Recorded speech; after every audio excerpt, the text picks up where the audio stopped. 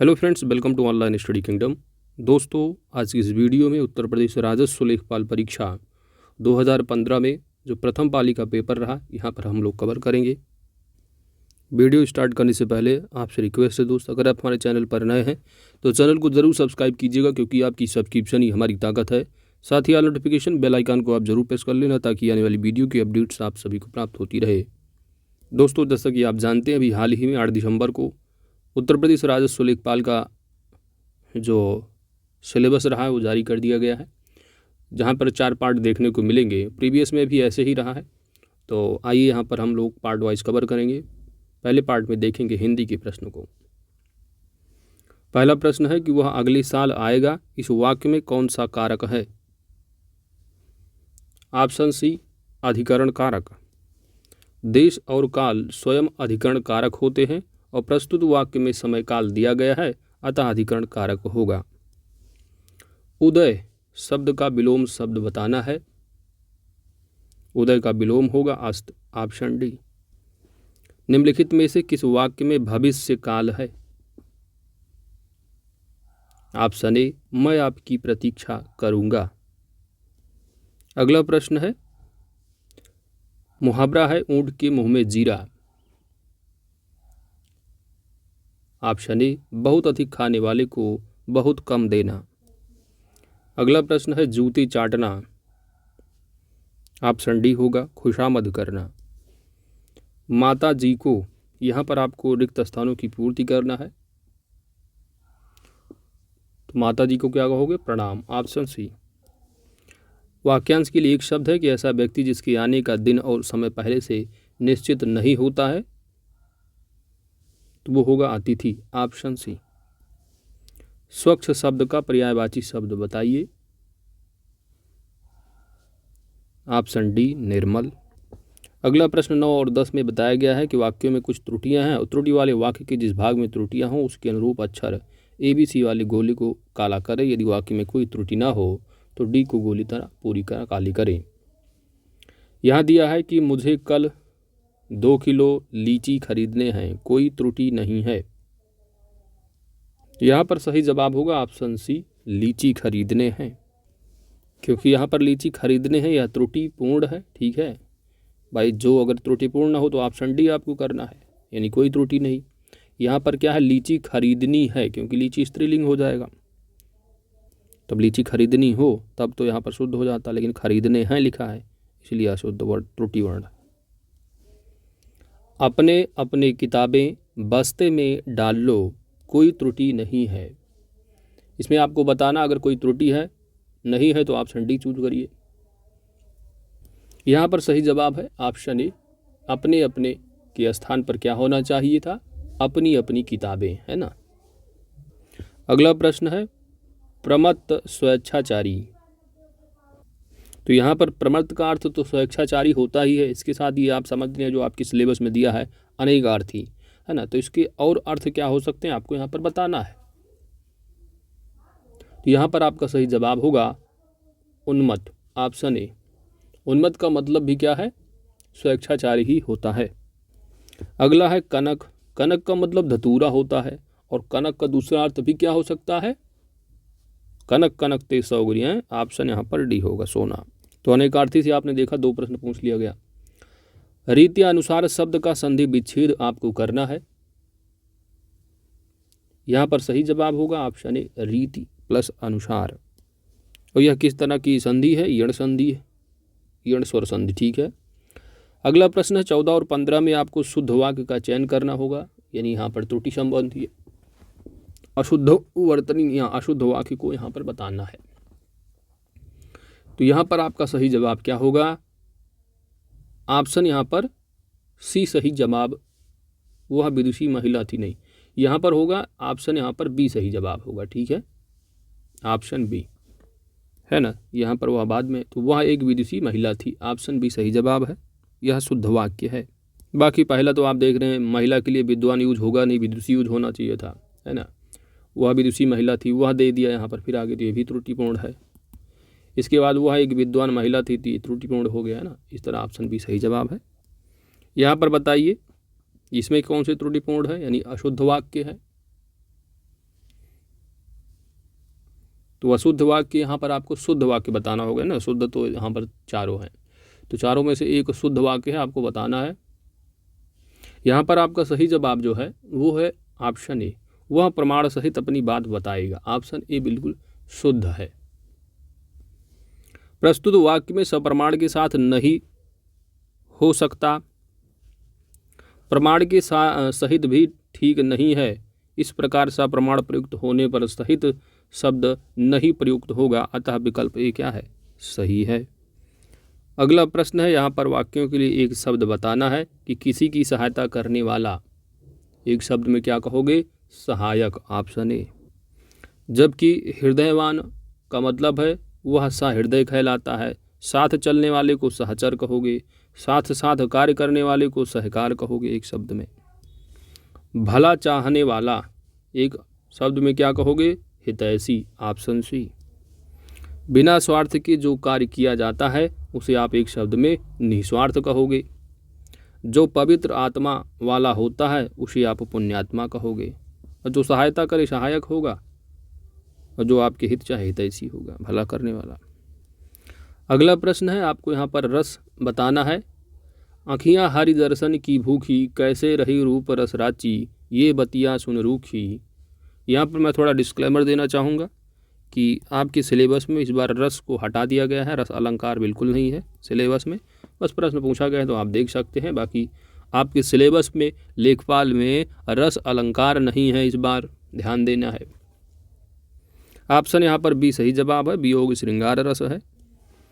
विद्वान, विद्वान शब्द का स्त्रीलिंग क्या होगा, तो विद्वान का होता है स्त्रीलिंग विदुषी, ऑप्शन ए सही जवाब होगा। अगला प्रश्न है आपका तद्भव। यहाँ पर तद्भव शब्द की पहचान करनी है, तो बिल्कुल जो ठेठ भाषा में लिखा दिखे वही तद्भव होगा। तो यहाँ पर आपका सही जवाब क्या होगा, प्यास, ऑप्शन ए। काला घटा का घमंड घटा, उपयुक्त पंक्ति में कौन सा अलंकार है। अलंकार आपके सिलेबस में बिल्कुल नहीं है, लेकिन दिया है तो देखते चलिए। ऑप्शन यहाँ पर एक सही जवाब होगा, यमक अलंकार।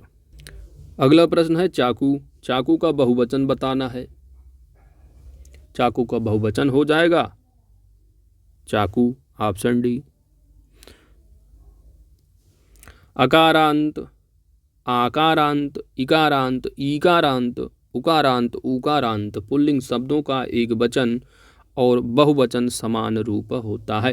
ठीक है, तो ये सभी जो है क्या होंगे, समान ही होंगे। चाकू का चाकू होगा, है ना। जैसे बालक है तो बालक का बालक ही रहेगा, यहाँ पर अकारांत है।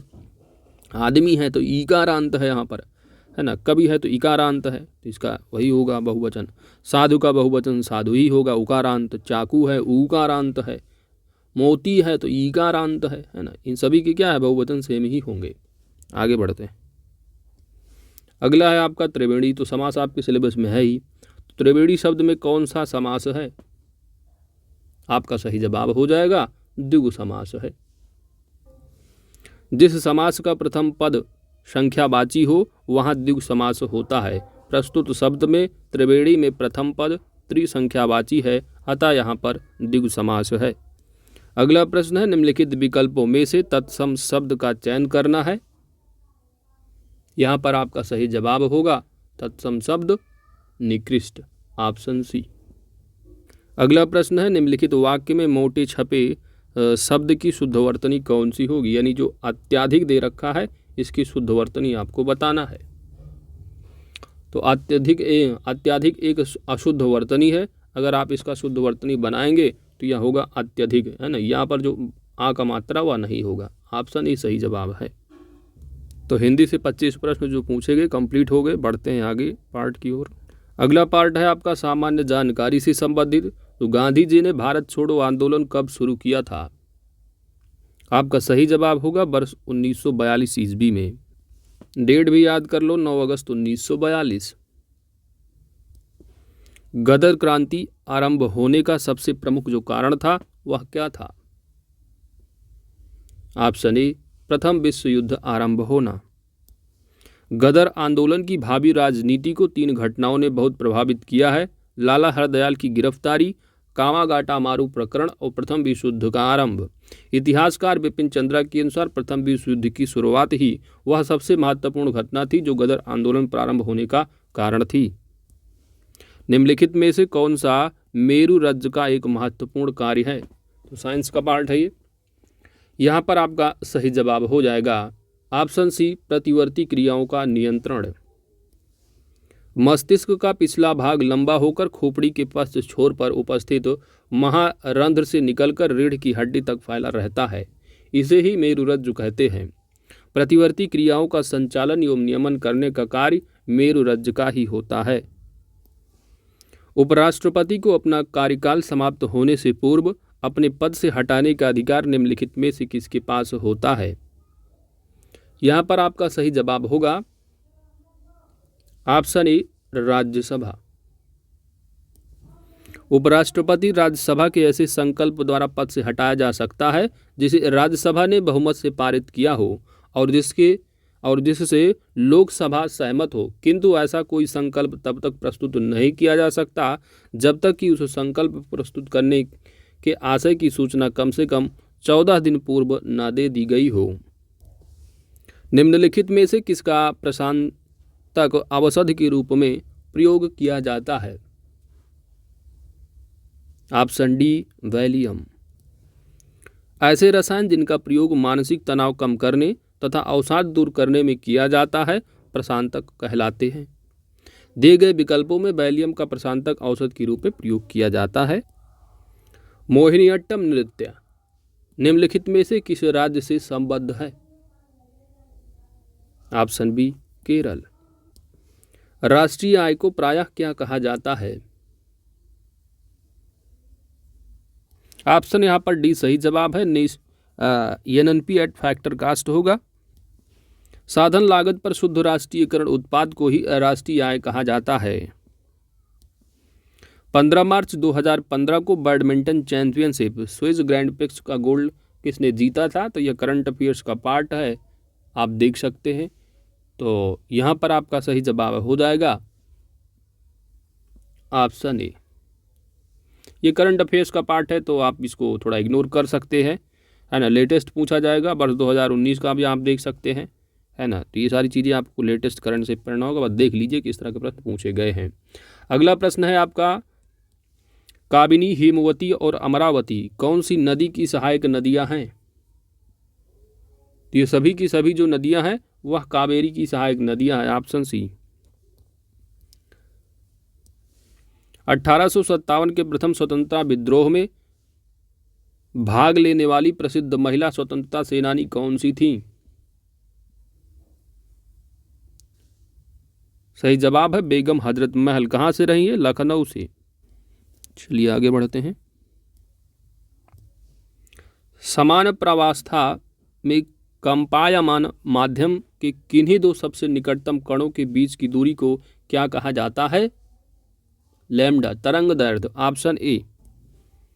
किसी माध्यम के किसी कण के एक पूरा कंपन किए जाने पर तरंग जितनी दूरी तय करती है उसे तरंग दैर्ध्य कहते हैं। अनुप्रस्थ तरंगों में दो पास पास के श्रृंगों अथवा गर्तों के बीच की दूरी तथा अनुदैर्ध्य तरंगों में दो क्रमागत संपीड़न या विरलन के बीच की दूरी तरंग दैर्ध्य कहलाती है। शहरों के बाहर आर्थिक सुअवसर बनाने के लिए ... यहाँ पर आपको फिल करना है। मॉडल शहरी आधारभूत संरचना और सेवाएं ग्रामीण केंद्रों में स्थापित करने का प्रस्ताव रखता है। यहाँ पर ऑप्शन बी बिल्कुल सही जवाब है। ग्रामीण क्षेत्रों में शहरी सुविधाओं का प्रावधान पूरा नामक योजना ग्रामीण विकास मंत्रालय भारत सरकार द्वारा शुरू की गई है। पूरा योजना का मुख्य उद्देश्य ग्रामीण शहरी अंतर को दूर करने के लिए ग्रामीण क्षेत्रों में आजीविका अवसरों एवं शहरी सुविधाओं की व्यवस्था करना है। हाल ही में किस देश ने नए, तो यह भी करंट अफेयर्स का पार्ट है, तो आप कह सकते हैं थोड़ा ओल्ड करंट अफेयर्स है तो आप इसको इग्नोर कर सकते हैं, है ना। बाकी आप इसका आंसर भी जान लीजिए। अगला प्रश्न है कि यांत्रिक ऊर्जा को वैद्युत ऊर्जा में रूपांतरित करने के लिए ... किसका प्रयोग किया जाता है? यांत्रिक ऊर्जा को वैद्युत ऊर्जा में। आपका सही जवाब हो जाएगा डायनेमो, ऑप्शन ए। निम्नलिखित में से कौन से देश का संसार में धान उत्पादन में दूसरा स्थान है? धान उत्पादन में दूसरा स्थान अपने प्यारे भारत का रहा है, जबकि पहले स्थान पर चाइना है। वर्ष 2015 की सर्वोत्तम कल्याण संगठन पुरस्कार से किसको सम्मानित किया गया था? तो ये भी करंट अफेयर्स का पार्ट है। यहाँ पर आपका सही जवाब है national union of seafarers of India, option D. अगला आपका प्रश्न है जो कि लोकनायक की बात की जा रही है। तो यहाँ पर लोकनायक के रूप में किसको जाना जाता है? तो राष्ट्रीय आंदोलन का प्रश्न है। यहाँ पर आपका सही जवाब होगा लोकनायक, है ना। तो तीनों लोक के नायक कौन है? नारायण भगवान ही है। तो इस तरह याद रखना थोड़ा, जयप्रकाश नारायण है, ऑप्शन यहाँ पर बी सही जवाब है। जयप्रकाश नारायण भारतीय स्वतंत्रता सेनानी और राजनेता थे। उन्हें लोकनायक के नाम से जाना जाता है। भारत की लगभग आधी जनसंख्या मात्र 5 राज्यों में रहती है। निम्नलिखित में से कौन सा एक इन 5 घनी जनसंख्या वाले राज्यों में से नहीं है? यानी आपको यहाँ पर बताना है इन 4 राज्यों में जो पॉपुलेशन डेंसिटी है, जनसंख्या घनत्व है, इन चारों में सबसे कम किस में है? यहाँ पर आपका सही जवाब हो जाएगा ऑप्शन सी केरल। तो यहाँ पर केरल क्या है? सबसे ज़्यादा पॉपुलेशन आप देखोगे तो उत्तर प्रदेश में अपने में, है ना। उसके बाद देखोगे तो बिहार आ जाता है, बिहार तीसरे नंबर पे आ जाएगा, महाराष्ट्र दूसरे है, पश्चिम बंगाल को अगर आप देखोगे पॉपुलेशन के हिसाब से तो बिहार के बाद यही आ जाता है, यानी 3-4 नंबर पे हो जाएगा। चलिए आगे देखते हैं। तो इनमें से सबसे कम जनसंख्या ऑप्शन सी है। आगे बढ़ते हैं दोस्तों। निम्नलिखित में से कौन अवध के कृषक आंदोलन का नेता था? ऑप्शन यहाँ पर ही सही जवाब है बाबा रामचंद्र। निम्नलिखित में से कौन वर्तमान में विश्व बैंक का अध्यक्ष है? विश्व बैंक का वर्ष 2015 का पेपर रहा है। दैट टाइम जो रहे हैं जिम योंग किम रहे हैं, लेकिन वर्तमान में आप देखोगे तो डेविड मालपास हैं। ठीक है, आगे बढ़ते हैं। हाँ, मशरूम किसके उदाहरण है? यहाँ पर आपको बताना है। तो मशरूम क्या है? विषाणु है, किशायक है, कवक है, जीवाणु है? यहाँ पर आपका सही जवाब हो जाएगा ऑप्शन सी कवक, फंजाई। तो मशरूम एक प्रकार का कवक है और यह एक मृतोपजीवी जीव है। दिल्ली मेट्रो को अपनी प्रथम ड्राइवर रहित रेलगाड़ी किस देश से प्राप्त हुई थी? That is part of current affairs. यहाँ पर आपका सही जवाब हो जाएगा दक्षिण कोरिया। भारत में पंचायती राज स्थापित करने वाले प्रथम 2 राज्य कौन से थे? तो प्रथम 2 राज्य रहे हैं, प्रथम राज्य राजस्थान और आंध्र प्रदेश है। ठीक है, भारत में 1959 ईस्वी में पंचायत राज स्थापित करने वाले प्रथम 2 राज्य रहे हैं। जिला भी कभी कभी पूछ लिया जाता है कि सबसे पहले किस जिले में लागू किया गया है पंचायती राज। तो अक्सर आप जब पॉलिटी पढ़ाएंगे तो वहाँ पर आप देखोगे नागौर डिस्ट्रिक्ट की बात की जाती है। ठीक है, याद रखना है। चलिए आगे बढ़ते हैं। भारत ने पृथ्वी के धरातल का कितना प्रतिशत घेरा हुआ है? यानी पूरा जो धरातल है इसमें जो अपना प्यारा भारत है इसका जो है कितना हिस्सा है पृथ्वी का? तो आप क्या कहोगे? 2.45%। ऑप्शन यहाँ पर डी सही जवाब है। अगला है अशोक के आक्रमण के दौरान कलिंग की राजधानी कौन सी थी? आपका सही जवाब हो जाएगा तोसाली, ऑप्शन डी। तो आगे बढ़ते हैं, अब ग्रामीण जानकारी से संबंधित प्रश्नों को देखते हैं। कौन सी उपभाषा राज्य के पश्चिमी भागों दैट इज रोहिलखंड और ऊपरी दोआब में बोली जाती है? आप ये क्या कहोगे? इसको आप जान सकते हो कि यूपी स्पेशली ही यूपी स्पेशल से ही आप कवर कर सकते हो इन सब चीज़ों को। यहाँ पर आपका सही जवाब हो जाएगा दोस्त खड़ी बोली, ऑप्शन बी। खड़ी बोली राज्य के पश्चिमी भाग रोहिलखंड और ऊपरी दोआब में बोली जाती है। सीतापुर, लखनऊ, फैजाबाद, सुल्तानपुर, फैजाबाद का नाम अयोध्या हो गया है। बहराइच, बाराबंकी आदि क्षेत्रों में अवधी बोली जाती है। मथुरा, आगरा और अलीगढ़ अलीगढ़ का नाम हरिगढ़। जिलों में ब्रज भाषा में बोली जाती है, जबकि उत्तर प्रदेश तथा मध्य प्रदेश की सीमावर्ती झांसी, जालौन, हमीरपुर, बांदा, छतरपुर, सागर, ग्वालियर, सिवनी, होशंगाबाद और उसके निकटवर्ती भूभाग को बुंदेलखंड कहते हैं। इसकी बोली को बुंदेलखंडी या बुंदेली कहा जाता है।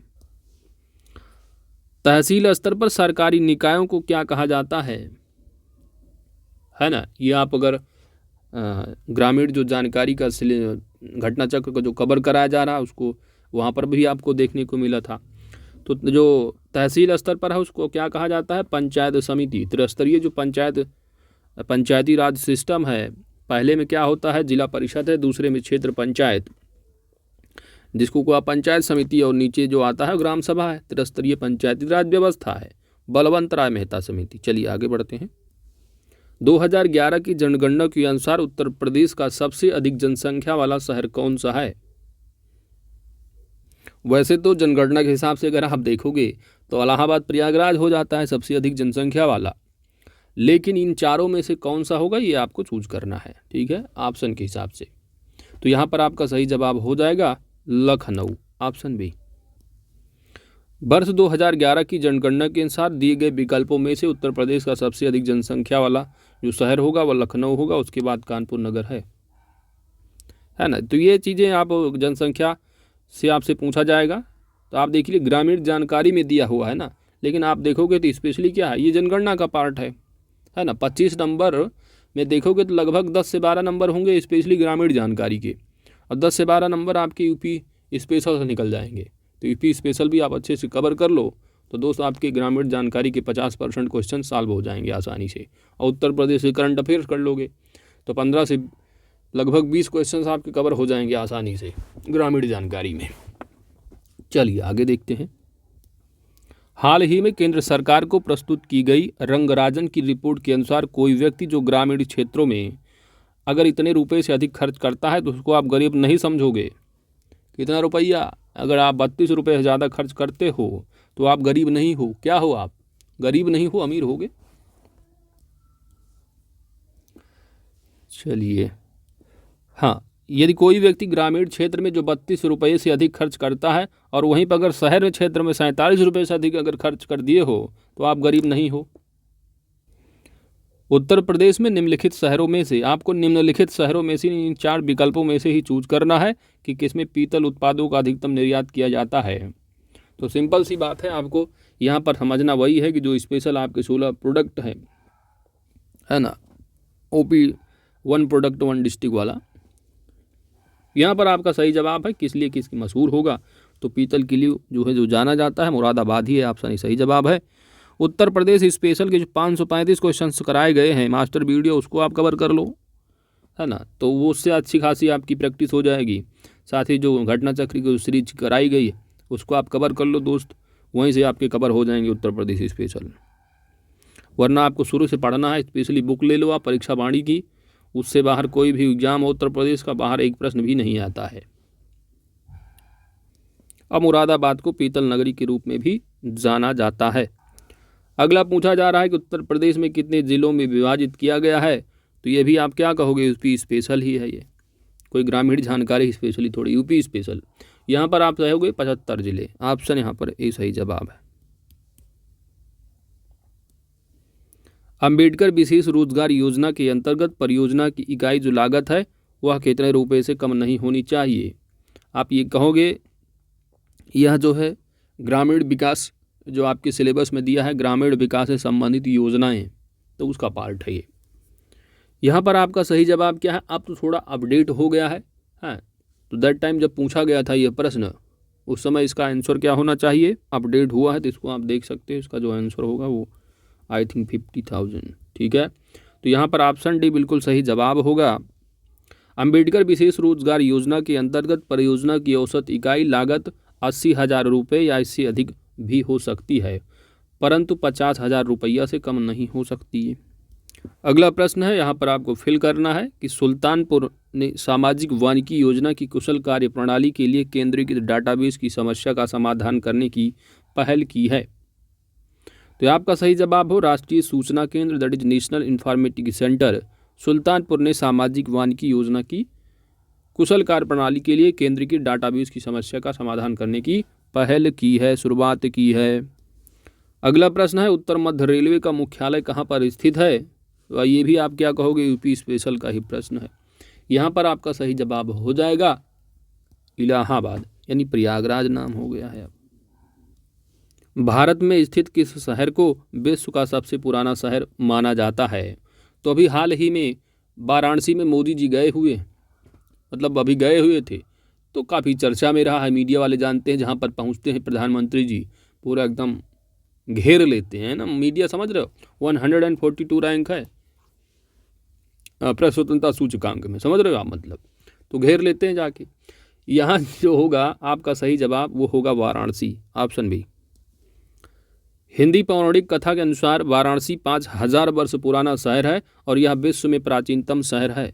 बुद्ध काल में वाराणसी काशी राज्य की क्या थी, राजधानी हुआ करती थी।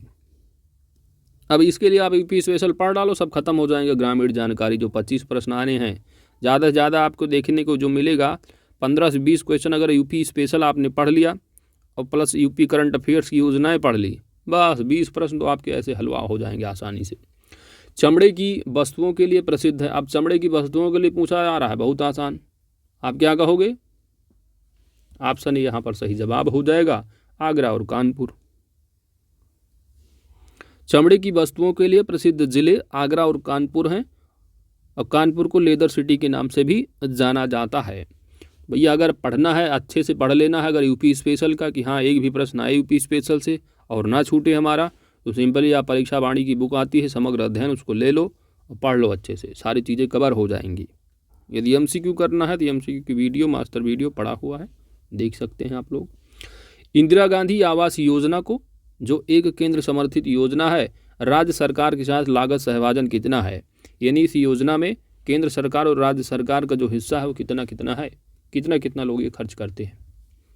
यहाँ पर आपका सही जवाब हो जाएगा ऑप्शन बी। इंदिरा आवास योजना के अंतर्गत वित्त पोषण पद्धति केंद्र और राज्य के बीच 75:25 के आधार पर है। 1 अप्रैल 2013 से इस योजना के अंतर्गत निर्माण सहायता की अधिकतम जो सीमा है वह मैदानी क्षेत्रों के लिए प्रति इकाई 70,000 रुपये और पहाड़ी दुर्गम क्षेत्रों के लिए 75,000 रुपये प्रति इकाई है। अब ये आपकी ग्रामीण जानकारी में जो सिलेबस का पार्ट है, इस योजनाएं परियोजना है ना, जो ग्रामीण संबंधित योजनाएं उनको पढ़ना होगा। तो चैनल पर अगर नए हैं दोस्तों जुड़ जाइएगा, सारी चीज़ों को कवर करा दिया जाएगा आसानी से। अगला प्रश्न है भू कृषि रिकॉर्ड कौन सा है? यहाँ पर आपका सही जवाब होगा गिरदावरी, ऑप्शन ए। ये सारी चीज़ें आपने कवर कर लिया है जो क्लास चल रही है घटना चक्र ग्रामीण जानकारी की। भू कृषि रिकॉर्ड गिरदावरी कहलाता है। उत्तर भारत विशेषता मध्य प्रदेश, राजस्थान की कुछ हिस्से और उत्तर प्रदेश एवं छत्तीसगढ़ के अधिकांश हिस्सों में गिरदावरी एक प्रकार का फसल सर्वे है और यह वर्ष में 2 बार होता है। 89 नंबर है, 1 बिस्वा का 1 बीघा से क्या अनुपात होगा? यदि आपने घटना चक्र ग्रामीण जानकारी का जो पहला क्लास कराया गया था, पहले क्लास से आपका यहाँ पर कवर हो जाता है पॉइंट। आपका यहाँ सही जवाब हो जाएगा ऑप्शन डी 1 बिस्वा। ठीक है, क्या होगा? 1 बिस्वा बराबर 1 बिस्वा का 1 बीघा से अनुपात होता है। यानी सिंपली आप क्या कहोगे कि यदि आपके पास 20 बिस्वा ज़मीन है तो आप उसको बीघा में कहोगे 1 बीघा हमारे पास ज़मीन है। 1 एकड़ कितने वर्ग गज के बराबर होता है? ये जो पहला चैप्टर कराया गया सब उसी से कवर हो जाएगा। तो 1 एकड़ कितने वर्ग गज के बराबर होता है? आप क्या कहोगे? 4840। यहाँ पर दोस्तों मैं बता देना चाह रहा हूँ, आप पहला जो चैप्टर कराया गया उसको देख लीजिए। साथ ही साथ जो उत्तर प्रदेश के भू मापने का पैमाना है वो अलग तरीका है, हर स्टेट का अलग अलग तरीका होता है। तो आपको उत्तर प्रदेश लेखपाल की तैयारी करनी है तो उत्तर प्रदेश की जो भूमि पैमाइश है उसको आप रट डालिए, वहाँ से प्रश्न आपको देखने को मिल रहा है। अगला प्रश्न है NREGP का पूर्ण रूप क्या है? जो इसका आजकल नाम हो गया है, यम जोड़ दिया गया है इसी में आगे, है ना। यम जो है जोड़ दिया गया है 2009 में और 2006 में मनरेगा तुम्हारा स्टार्ट हुआ है। यहाँ पर आपका जो सही जवाब है वह हो जाएगा ऑप्शन नंबर सी, राष्ट्रीय ग्रामीण रोजगार गारंटी कार्यक्रम। अब इसका नाम हो गया महात्मा गांधी। तो NREGP का पूर्ण रूप राष्ट्रीय national rural employment guarantee programme है। इसी को आप मनरेगा कहते हो। महात्मा गांधी जो नरेगा है स्टार्ट हुआ था आपका 2006 में और 2009 में इसका नाम बदल दिया गया, मनरेगा कर दिया गया। चलो आगे बढ़ते हैं। ये सारी चीज़ें आप घटना चक्र जो कराया जा रहा है वहाँ से कवर कर लीजिएगा, सारी चीज़ें आपकी तैयार हो जाएंगी। जिला अस्पतालों के लिए भारतीय लोक स्वास्थ्य मानकों के अनुसार 10 लाख जनसंख्या वाले प्रत्येक जिले में कम से कम कितने बिस्तर होने चाहिए? Correct answer is option B, 300। जिला अस्पतालों के लिए भारतीय लोक स्वास्थ्य मानकों के अनुसार 10 लाख जनसंख्या वाले प्रत्येक जिले में कम से कम 300 बिस्तर होने चाहिए। अगला प्रश्न है कि घरेलू व्यक्तिगत सौर जल हीटर के लिए आर्थिक सहायता योजना के अंतर्गत उत्तर प्रदेश राज्य में क्या प्रोत्साहन दिया जाता है? ऑप्शन बी सही जवाब है, भट्टा। यदि कोई उपभोक्ता 100 लीटर या अधिक का सोलर वाटर हीटर संस्थापित करता है तो उसे Uttar Pradesh power corporation limited विद्युत बिल में प्रति माह 100 रुपये या वास्तविक बिल जो दोनों में से कम हो की रियायत रिबेट दी जाती है। यानी कहने का मतलब, मान लो अगर 75 रुपये का बन रहा है तो 75 ही मिलेगा, 200 रुपये का मिल रहा है तो 100 रुपये ही की छूट मिल जाएगी प्रति माह, दैट इज दोनों में जो कम हो। उत्तर प्रदेश की प्रमुख व्यावसायिक फसल क्या है ना? तो कैश क्रॉप आप देखोगे या कॉमर्शियल क्रॉप की बात की जा रही है तो सिंपली सा आपका जो है वो विशेषकर क्या है, गन्ना ही है कैश क्रॉप के रूप में। उत्तर प्रदेश गेहूं उत्तर प्रदेश की प्रमुख खाद्यान्न फसल है और गन्ना क्या है, मुख्य वाणिज्यिक फसल या आप क्या कहोगे, कैश क्रॉप, नकदी फसल। एक ग्राम पंचायत में ग्राम वार्डों से चुने हुए कितने सदस्य होते हैं जिन्हें पंच कहा जाता है? यदि आपने जो क्लास नंबर लेक्चर नंबर आपका जो हुआ है, क्लास जो चैप्टर 3 कराया गया है घटना चक्र का, है ना, वहाँ पर ये सारी चीज़ें कवर करा दी गई हैं। यहाँ पर आपका सही जवाब क्या हो जाएगा? ऑप्शन बी, 7 से 17। आगे बढ़ते हैं दोस्तों। उत्तर प्रदेश के उच्च न्यायालय के मुख्य न्यायाधीश की नियुक्ति कौन करता है? अब इसको आप क्या कहोगे, ये पॉलिटी का पार्ट हो जाएगा, है ना, इसमें कोई स्पेशली ग्रामीण जानकारी से प्रश्न संबंधित थोड़ी ना है। तो उत्तर प्रदेश के उच्च न्यायालय के मुख्य न्यायाधीश की जो नियुक्ति है वह कौन करता है? आपका सही जवाब हो जाएगा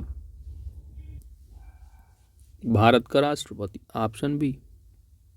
खासकर यहाँ पर एक क्वेश्चन अक्सर एग्जाम में टेक्निकल थोड़ा पूछ लिया जाता है कि जो मुख्य न्यायाधीश होते हैं, है ना, राज्यों के, उनकी जो सैलरी दी जाती है वह स्टेट गवर्नमेंट से दी जाती है, जबकि जो पेंशन है ना वो सेंट्रल गवर्नमेंट निर्धारित करती है, सेंट्रल गवर्नमेंट के द्वारा दिया जाता है। तो अक्सर एग्जाम में ऐसे टेक्निकल क्वेश्चन पूछे जाते हैं। थोड़ा जो पॉलिटी कवर किया जाएगा तो अच्छे से कवर करवा लिया जाएगा, डोंट वरी। आगे बढ़ते हैं। किसी भी प्रदेश के उच्च न्यायालय के मुख्य न्यायाधीश की नियुक्ति भारत का राष्ट्रपति करता है। वह भारत के मुख्य न्यायाधीश और संबंधित राज्यपाल के परामर्श के बाद करता है। उत्तर प्रदेश में एक वर्ष में न्यूनतम कितनी ग्राम सभा की बैठक होनी चाहिए? जो तीसरा चैप्टर कराया गया है पंचायती राज व्यवस्था और ग्राम समाज, उसको देख डालिए, वहाँ से आपकी 2 से 3 प्रश्न देखने को मिलेंगे 25 में। तो यहाँ पर सिंपली आपकी बात क्या हो जाएगी, सही जवाब होगा कम से कम उनको 2 बार बैठक करना ज़रूरी हो जाता है। ठीक है, ऑप्शन यहाँ पर भी सही जवाब है। और जिस दिन पहली बैठक होती है वहाँ से 5 साल तक उनकी टाइम पीरियड काउंट किया जाता है। ये सारी चीज़ें अच्छे से कवर कराई गई हैं। आगे बढ़ते हैं।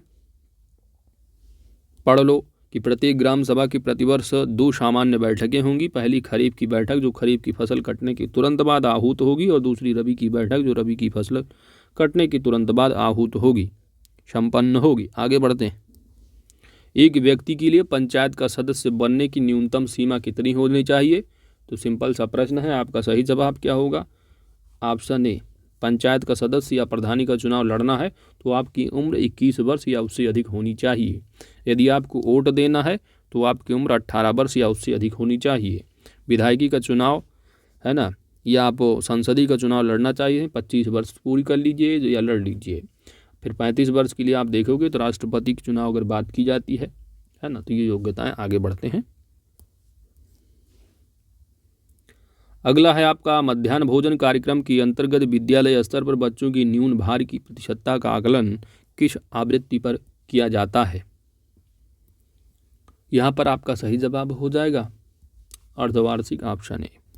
ग्रामीण जानकारी के लिए घटना चक्र अच्छे से कवर कर लो, उससे बाहर एक प्रश्न भी नहीं जाएगा। अगला प्रश्न आ गया मनरेगा से संबंधित है ना, यमदीय नरेगा। तो अंतर्गत सामग्री संगठक के मामले में केंद्र और राज्य सरकारों द्वारा किए गए निधीकरण का अनुपात क्या होगा। आपका सही जवाब हो जाएगा सिंपली क्या है, सेंट्रल गवर्नमेंट का 75% हिस्सा होता है और 25% राज्य सरकार खर्च करती है। तो ऑप्शन यहाँ पर डी सही जवाब है। तो दोस्तों इसी के साथ आपने 100 क्वेश्चंस को कवर कर लिया।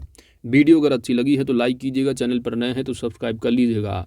मिलते हैं आपसे नेक्स्ट वीडियो में। Thanks for watching.